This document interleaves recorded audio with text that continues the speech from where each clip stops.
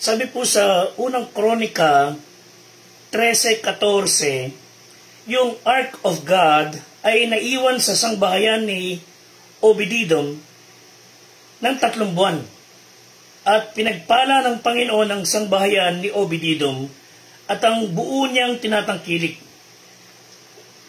Let us be reminded na sa Old Testament, whenever the Ark of Covenant stays in a place, lagi hong may pagpapala na magaganap. It simply says, yung Ark of God ay nagpapakita ng presensya ng Diyos, and whenever we apply the principles of God in the Bible, whenever we try to live in the presence of God, or when we allow His presence sa ating buhay, susundan po ng biyaya.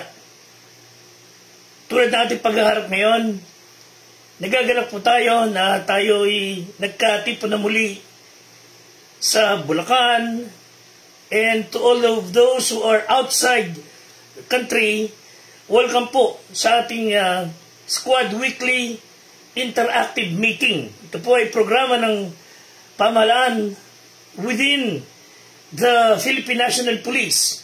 Ito po yung lingkod, Fred de Guzman, ang life coach ng Squad 244. As I have said, the Ark of Covenant stayed in the house of Obed-Edom for 3 months, and the blessings of God poured in sa kanilang buhay.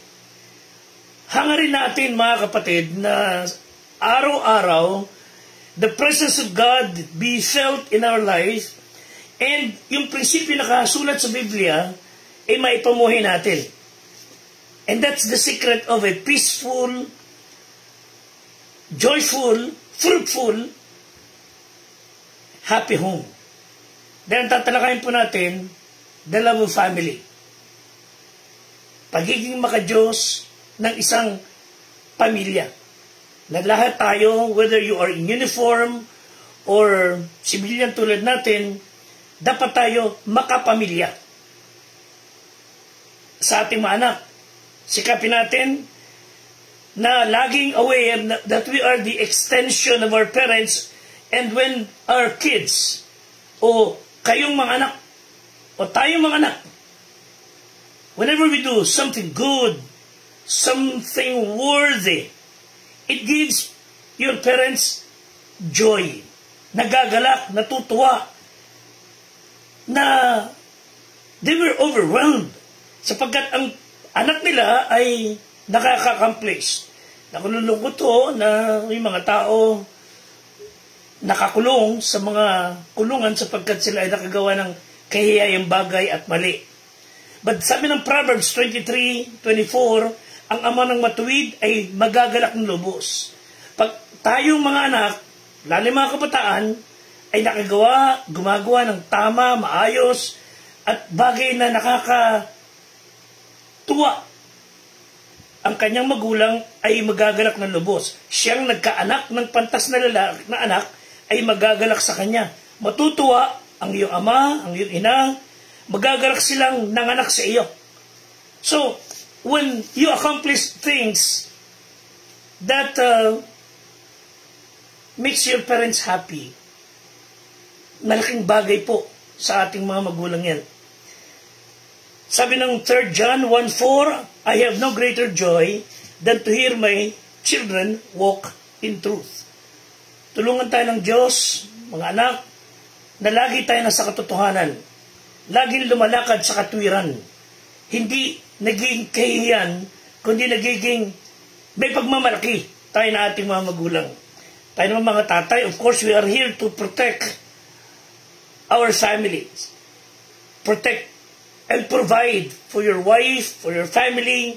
Sabi ng Deuteronomy 22:8, pagka ikay magtatayo ng isang bagong bahay, igawa mo ng isang halang ang iyong bubungan upang huwag kang magtaglay ng sala ng dugo.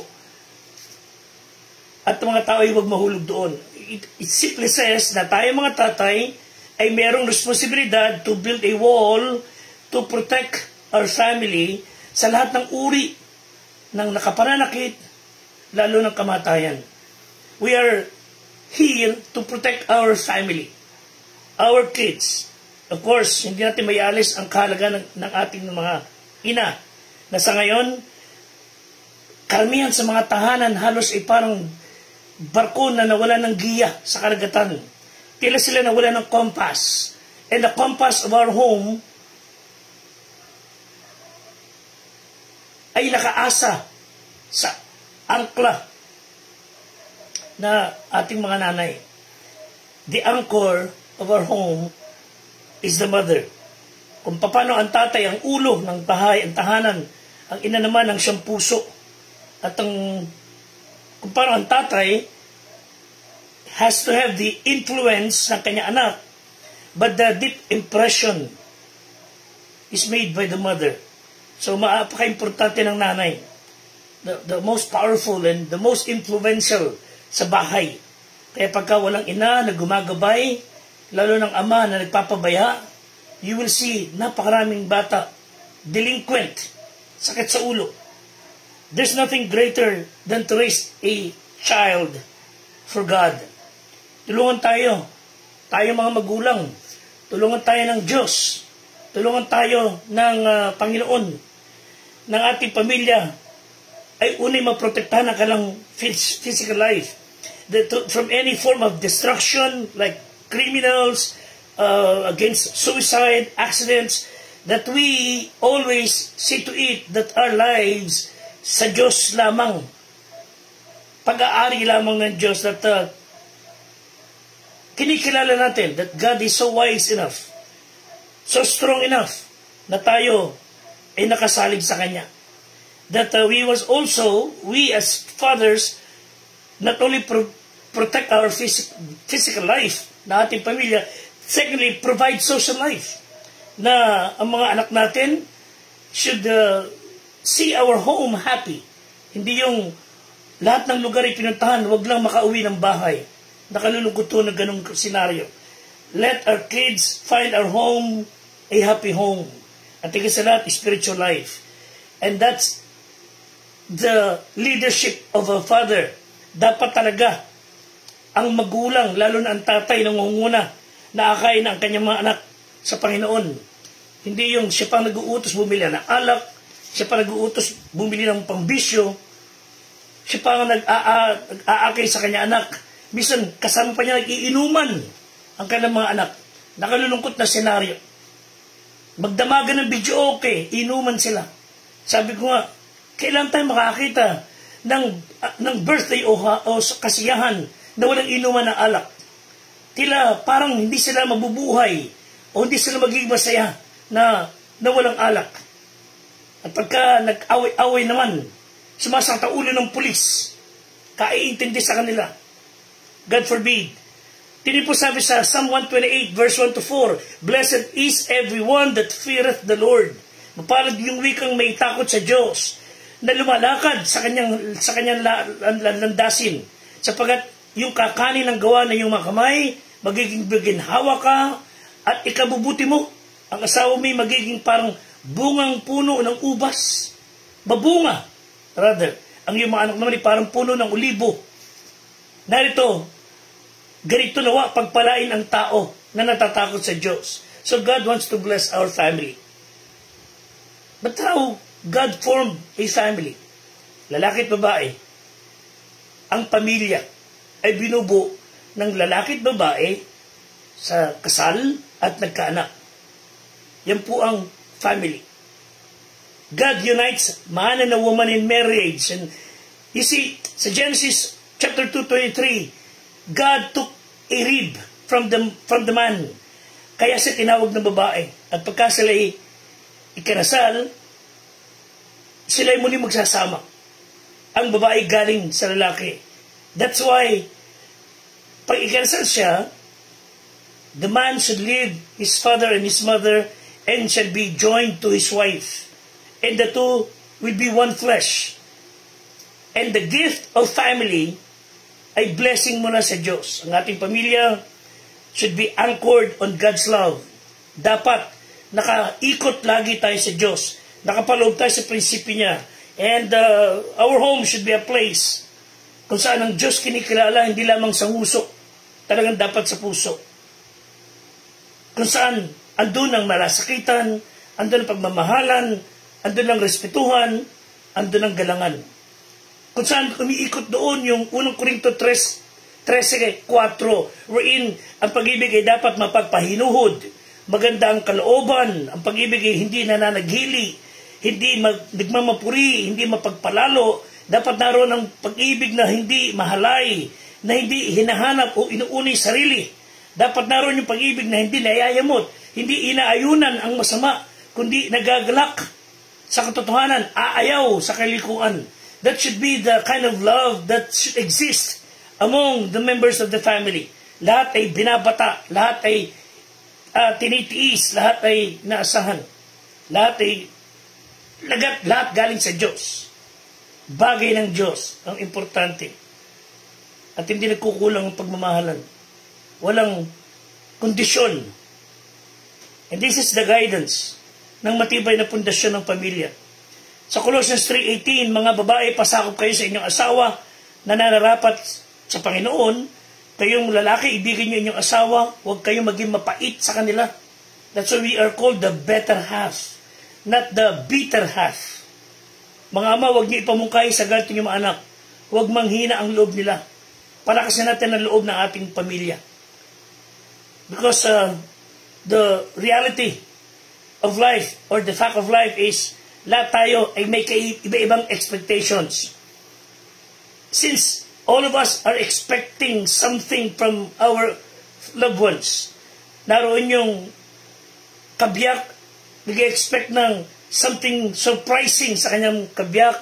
Isa naman ay nag-aabang ng bagay na inaasahan niya, na pagka yung things we would expect na gawin sa atin ng ating mahal sa buhay, ay hindi natin na ipatupad, hindi natin na nagampanan, that would open the way for disappointments and conflict. Sana hindi laging ganon. Hindi yung naghihintay ako ng tatanggapin ko, kundi I cannot wait to give. I just cannot wait to give. Pagka ganon lahat tayo, magiging masaya ang ating pamilya. So do not wait to get, but you just cannot wait to give. By design, iba talaga lalaki, ibang babae, and individual people are may iba-ibang temperament, iba-ibang background, so we need to work it out. Talagang kailangan trabahuhin. At sikapin na magkaunawaan para walang clash.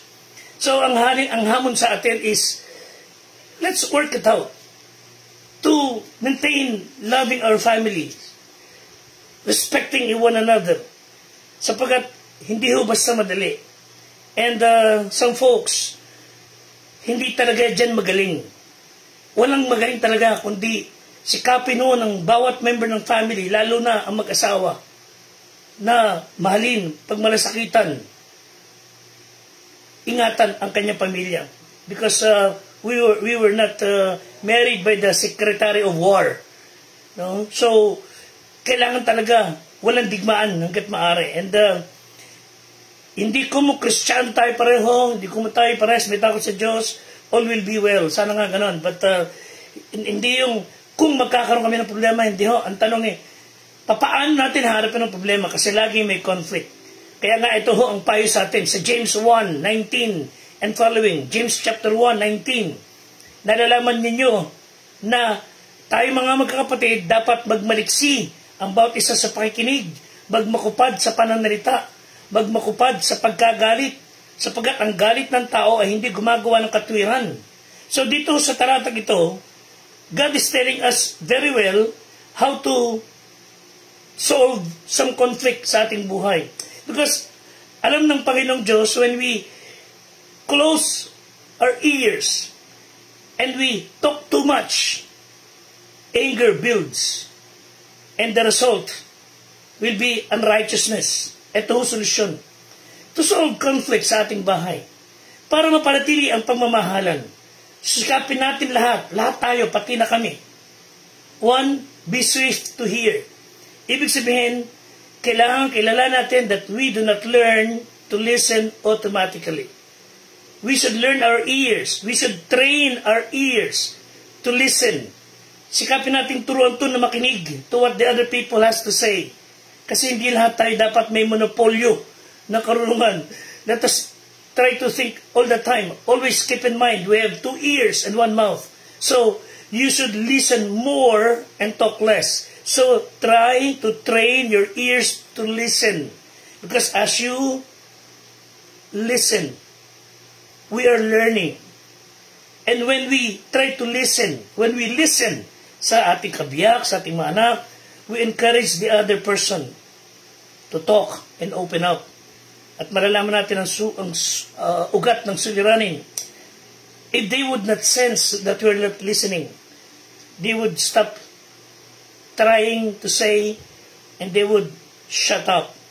But when you listen, you encourage them to open up. So try to listen. Be swift to hear. When you listen to them, both of you nauunawaan, nakakaunawa, nagkakaintindihan. But if you do not listen, hindi mo maunawaan. Understanding is going to bring you closer together because you listen. And you are going to achieve intimacy. So, be swift to hear. Second, be slow to speak. There are many people who are now in trouble because they talk too much. Too many words, too many problems. Less words, less problem. Always remember, ang ating mga salita may get us in trouble. So, be slow to speak. Ang Diyos bibigay ng mga babala sa atin. Kanina po, Proverbs 10:19. Sa karamihan ng salita, hindi nagkukulang ng pagsalangsang. Meaning to say, whenever we talk too much, nagkakasala lalo tayo. Kaya nga sabi ng Bible, yes, yes, or yes, no, or no. Ngunit siyang nagpipigil ng kanyang mga labi ay gumagawang may kapantasan. When you talk few words, nagpapakita ka ng katalinuhan. Proverbs 17:27, listen, siyang nagtitipid ng kanyang mga salita ay may kaalaman, at siyang may diwang malimig ay taong nag-uunawa. Proverbs 21:23, sino mang nag-iingat ng kanyang bibig at ng kanyang dila ay nag-iingat ng kanyang kaluluwa mula sa kabagabagan. When you speak few words, you talk less. You are protecting your own self. Ecclesiastes 5:3, huwag kang pakabigla na iyong bibig, huwag mong madali ang iyong puso na magsalita ng anumang bagay sa harap ng Diyos, pakauntiin mo ang iyong mga salita. Okay? Thirdly, be slow to anger. Huwag kayong bugnutin, huwag kayong magagalitin. Konting diferensya, nag-flare up tayo. Konting bagay lang, gusto mo kagad magharap ng masyete at malaga. James 1:19, tino po sabi, makupad ka sa pagkagalit. So, do not get upset easily. Kung meron kayong uncontrolled temper, listen, ito sabi ng Bible. Ecclesiastes 7:9, huwag kang magagalitin sa iyong kalooban sapagkat ang galit ay nagpapahinga sa sinapupunan ng mga mangmang. Meaning to say, pa ikay magagalitin, bigla kang nagwawala, you are just telling others, mahina kang nilalang. Sapagkat that's a sign of a weak character. Yung sobrang magagalitin, wala sa lugar. Proverbs 29:22, ang taong magagalitin ay humihila ng kaalitan at ang mainiting tao ay nananagana sa pagsalangsang. You see, pagka wala ka sa lugar, lagi, you are inviting too much trouble. And when we are talking about loving our family, never discuss problems sa harapan ng ibang tao. Kaya nga nakalulungkot to, we've been hearing or reading, himutok, dighay, sama ng kalooban, mga bitterness, inilalagay sa FB, ipinopost doon, lahat ng konsumisyon, lahat ng, alam nyo, you are just ruining your life. Huwag niyong gamitin ng social media para ilabas yung mga himutok nyo, mga sama nyo ng kalooban. That would really put you down deeper into trouble. Ang iba naman talaga, sobrang kapal niya ata ng pag-iisip, ng puso, masyadong kinakalyo. Kung pahiyain ng pamilya sa harapan ng ibang tao ay napakawagas. No wonder, we are just raising criminals like us. How can you say, you respect them? Kung lapastanganin natin sila sa harapan ng tao ay napakawagas. That's a cheap shot. Hindi nararapat. Let's practice loving our family. One, by acceptance. This is a disaster in the making. You will marry him or her because you will change her. Hindi ho. Hindi mo siya mapapangsawa, papakasalan with your hope that she or he may become the person you want them to be. That is a formula for disaster. Never marry a person hoping that they would become like this o maging katulad ka. Dahil hindi mo pwedeng asahan na mangyayari. Time will come, they will no more becoming. Nakakalungkot po yun. It will be a frustrating and tragic sa ating buhay. To both of you, of course. So, practice acceptance. Tanggapin niyo yung ugali niya ganyan, behavior nila ganyan, try to work it out. Pamilya, member ng family, you have no choice. Just to work it out. Pag-usapan sa maayos. Pero pagka may pareho, distansya muna. Practice acceptance. You just cannot change them. Secondly, adjustment. Sometimes we think of changing them. When in fact, the one who need changes is us. Tayo mismo, mag-adjust tayo kung kailangan. Be willing to change. Ibig sabihin, rather than having war, away kabi-kabila, let's try to pacify. Make some adjustments. In the first place, hindi man mawawala pagkalalaki natin. Hindi man mawawala ang pagkakatinoan mo bilang babae. Learn to adjust. Magkaunawan. So, anong significance ng ating Bible study ngayong hapon? At sasabi natin, the greatest joy, the greatest privilege, the responsibility that we have is to be a parent. Higit sa lahat. We should be the one trying to make our family loving one another, making this a harmonious munting unit of the society. Psalm 112 verse 1, Blessed is the man that feareth the Lord, that delighteth greatly in His commandments. Ang kanyang binhi, wika ng Bible, magiging makapangyarihan sa lupa, ang lahi ay matuwid, magiging mapalad. So it all begins with us, parents. And the most powerful, the most influential people, the parents. It's not, the power is not in the elected official. It's not in the one running the industry, no. The powerful, influential people are the parents. Kaya maraming matatagumpay na tao, perhaps they were influenced by their parents. Remember, siguro hindi natin masyadong kilala si Jochebed at saka si Amram. But, you know, their son, sikat na tao, si Moses. Moses became the most powerful leader during his time. He was the one who changed the destiny of Egypt. The Pharaoh and God's people. Pero nyo, ba't siya naging ganon? Because of the example of his parents. Etong dalawang ito ay champions. Their claim to fame was that they were parent of a boy named Moses. Hebrews 11:25. Ito po sinabi ng Bible tungkol kay Moses. Pinili pa ang siyetang palasanin ng kasama ang bayan ng Diyos kaysa magtamo ng nagsisikupas na kaligayahan sa pagkakasala.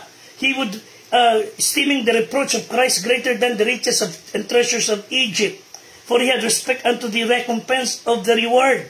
So si Amram at si Jochebed, nagpalaki ng anak who changed the world. Family is the primary classroom. Secondary na lang po yung sa school.